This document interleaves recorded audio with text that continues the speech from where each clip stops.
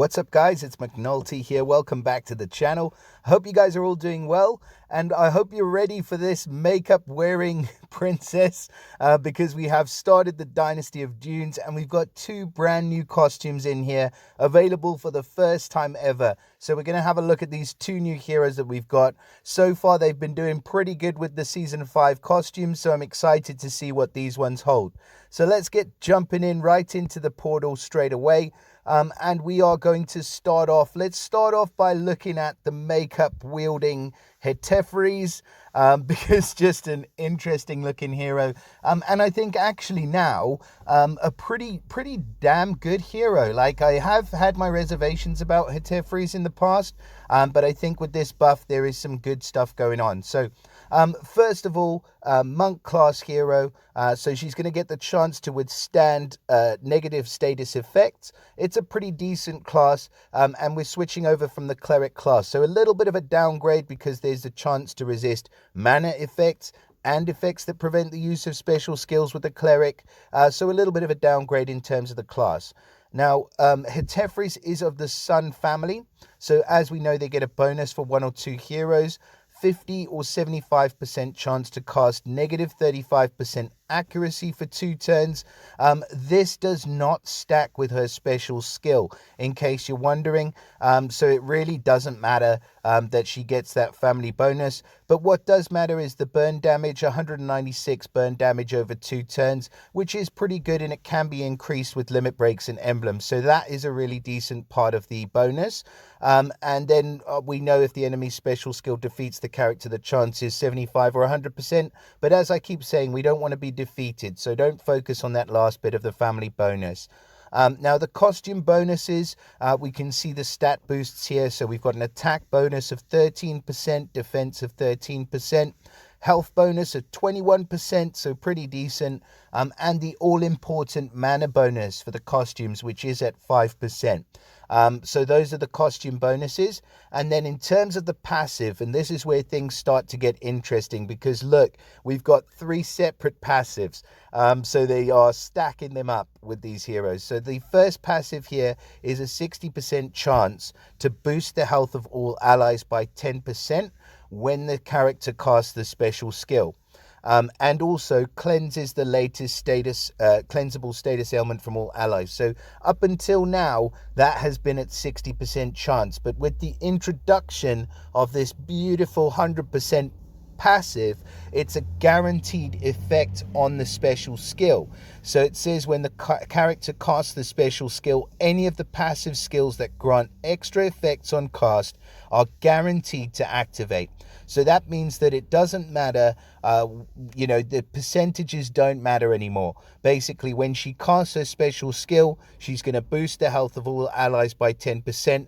And she's going to cleanse all of the latest cleansable status ailments from all allies. So we've got like a costume aerial type effect going on, which is absolutely awesome. And then the other passive is this character recovers 5% health when they receive a buff or positive stack.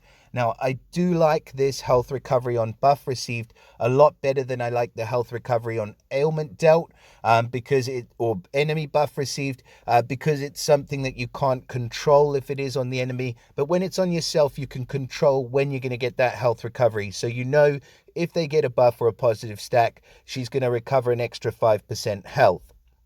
Now, in terms of stats, if we switch off the max power preview, running a team power of 983, so potentially a little bit lower than some of the other heroes, but it doesn't really impact Hetepheres too much because she is a healing hero, and healing heroes can get away with slightly lower power. So 865 on the attack, 1002 on defense, and 1966 on the HP, so very good defensively built and exactly what you want from a healer. Now, the special skill is called Relaxing Riddle, running at average speed. It was called Bewildering Riddle, Confusing Riddle, running at average speed. And then now she recovers 54% health for all allies, which is a massive health recovery. It used to be a 50% health recovery, so an increase of 4%, Plus, remember, you get that guaranteed passive, so the boosted health is going to kick in at an extra 10% on top of that heal.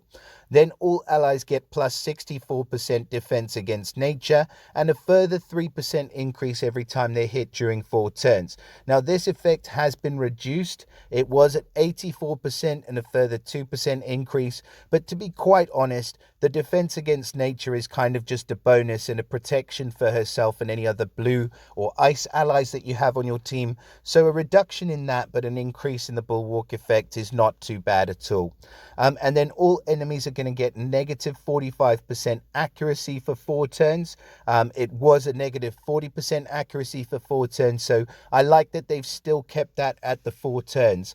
And I think that extra reduction in the accuracy makes Hetepheres a pretty hard to deal with healer. Just a fantastic all-rounder. I think that she would be probably, in my opinion, better suited to more attacking teams. But then if you pair her up with the other hero that we're going to see in this portal in just a second, it can mean that you're negating damage against 2 separate elements. So, you know, get her with the right sort of team, and you can be negating damage against a whole lot of different special skills for the whole of your entire team. So this is something that I think is going to be overlooked, or has been overlooked until now, but now it's something that we can really start to play around with. So I hope that makes sense to you guys. But I do like this hero. I think that she is going to be a fantastic addition to anybody's team. And with the costume version, with that guaranteed passive, just an absolute monster. And I love the cleanse as well. So moving on to our second hero in the portal, it is Amos. And Amos is just looking beastly, man. Look at this guy. He is just a monster among monsters. The mummy of all mummies. Yeah, he looks amazing anyway. So his class, bit of a downgrade, I would say. He is now of the druid class, so he gets the chance to spawn a little thorn minion. He was a wizard before, which I think is a lot better because they get a chance to deal extra damage per buffs the enemies have. And he is of the moon family. So the moon family are going to get a bonus for 1 or 2 heroes, which is a 50 or 75% chance to cast negative 24% defense, which is awesome, and 196 water damage on an enemy who deals special skill damage to this character. I kind of like this. I think, I'm not going to say more than the Sun family, but I do say that the Sun family bonus is better for like healer heroes. The moon family bonus is better for damage dealers, I would say. So like if you want to put them in boxes, then those are the boxes I would use. Now the costume bonus, same stat bonus, so we're not going to go over that again. And the passive he gets is a 70% chance to deal 70% damage to all enemies and give negative 24% mana generation for 3 turns when he casts his special skill. That is an incredible passive because it works very well alongside his special skill because he is already a damage dealer. So I do like that a lot. Now his passive, or his super duper new monster passive that he gets from the Dunes family, is this 3 times passive. Which means, and I'm a little bit confused by this if I'm totally honest, but when this character casts his special skill, any of their passive skills that grant extra effects on cast have 3 chances to activate. So does that mean that he can then deal 3 times this, 70% damage to all enemies? Or is he going to reduce the mana generation by 24% 3 times? Or is it just you get 3 times more chance? Because if it's 3 times more chance, which is what I understand it, then I don't understand why they wouldn't just give him the 100% chance, because 3 times 70% chance is over 100% chance anyway. So I hope that kind of makes sense to you guys. But what I think it is very much the same passive as we've just seen. It's just kind of worded in a different way. So he's not going to deal 70% extra damage 3 times. He's just going to still deal the 70% extra damage, but it's got a much higher chance because there's going to be 3 chances each time that he casts.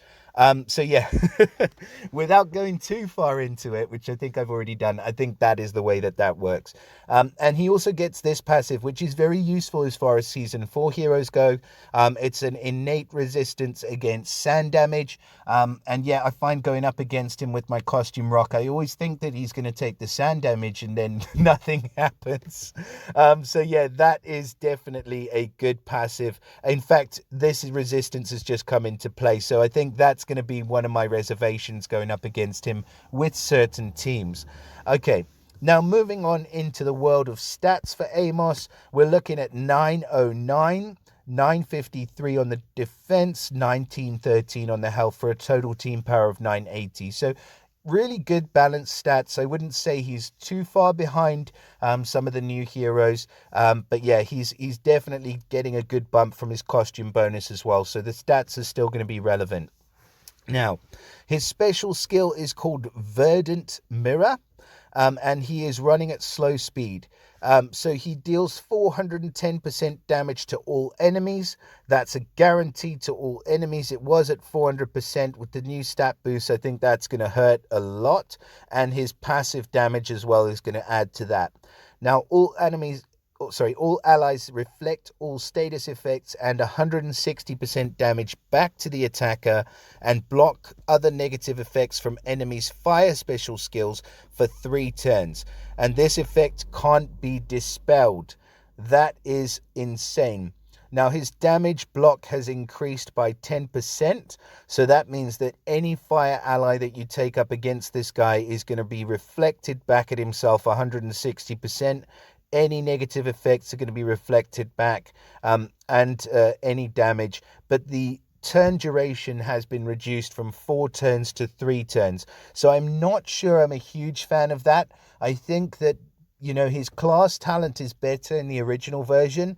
And, the only thing is the passives. I mean, you really do want that extra passive, and, that resistance against sand damage could come into it as well. Plus, if you do have second limit breaks for this hero, the boosted health regen is a far better ether talent than the revive. The revive is just too short. It only lasts for 4 turns, which is really not going to be a long enough time for it to take effect. But the boosted regen, on the other hand, regenerates health over 6 turns. It's not a huge amount, but it definitely helps with his survivability right up until the 6th turn in the battle. So yeah, I do think I would prefer this version over the original, but I'm a little bit disappointed that they've reduced that reflect effect to 3 turns rather than 4. I don't really see any need for that to happen, but he is still an insanely good hero. So on to my point about reflectors. Basically, if you put this guy onto a team with Hetepheres, who we've just looked at, they're going to get a defense down, or a negative defense against nature. So the nature hits aren't going to hit as hard. Plus, they're going to get this fire reflect. So it's kind of like when you're going up against him, you don't want to take nature, you don't want to take fire. And if you threw somebody like Guardian Kong into the mix, for example, you don't want to take ice either. So you've basically crippled the attacker to only being able to take holy and dark heroes. So that is where I see these heroes coming into play quite a lot in the game, in sort of dictating what type of heroes you want to be taken up against them. So yeah, in summary, I think we've got 2 excellent heroes in the portal. I think personally, out of the 2, who would I choose? It'd be really hard because Hetepheres is an absolute superstar, great healer with the cleanse and the guaranteed boost now as well. And Amos is just a rush superstar. I think my roster's pretty stacked for rush heroes at the moment. So if it was up to me, I'd want the makeup wearing Hetepheres over Amos at the moment. But please do let me know what your thoughts are. Let me know what you think about the new costumes for Hetepheres and Amos. And also, we've got this lovely, lovely costume for Hathor, which has just been owning like multiple of the top raid defense teams. I think I counted through, there was, at least a third of the top 100 raid defense teams that were running costume Hathor.